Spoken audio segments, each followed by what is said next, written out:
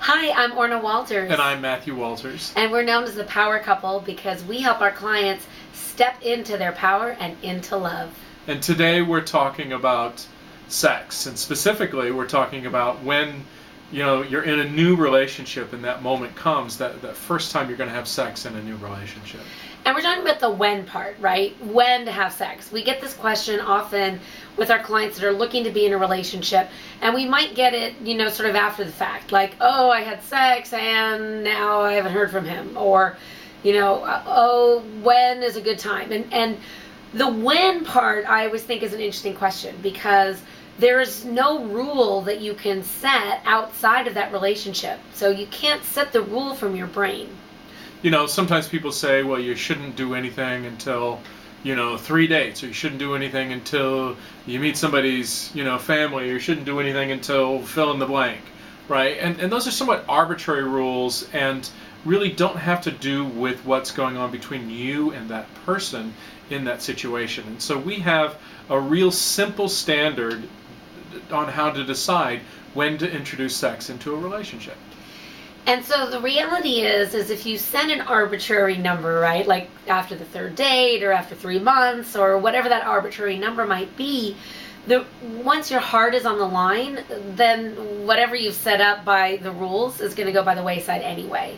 So what we say to our clients is that if the sex is going to mean something to you, right? In other words, if it's going to change something about the relationship, that you should not be introducing sex into the relationship until you can actually have the conversation and have the communication about what having sex then means to you. So the simple equation is just that.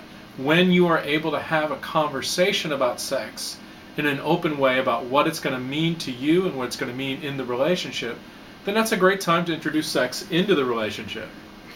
And so we know that sometimes you get stuck in the heat of the moment. There's no right or wrong. I mean, if you're in the heat of the moment and something happens, then just know that you haven't had the opportunity to have that conversation, and that having sex may mean something very differently to the person you've been dating than what it means to you.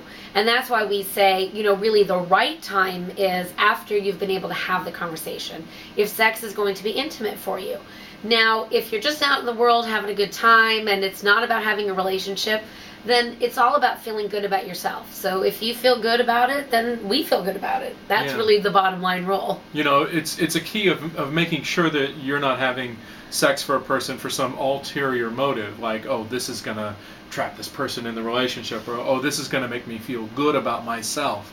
Right. This is going to mean just making things up in your head, like, ooh, this is going to mean that he loves me now, right. Or, something else. So if it creates an intimacy, right, sex is an intimate act.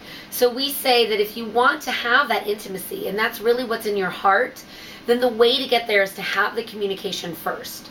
So have the communication, and, if you want some coaching help around having that conversation, you can just send us an email. We'd be happy to support you in whatever's going on with you. And just send that email to support@creatingloveonpurpose.com. And you can always find us and everything we do at creatingloveonpurpose.com, and we look to talking with you more. All the best.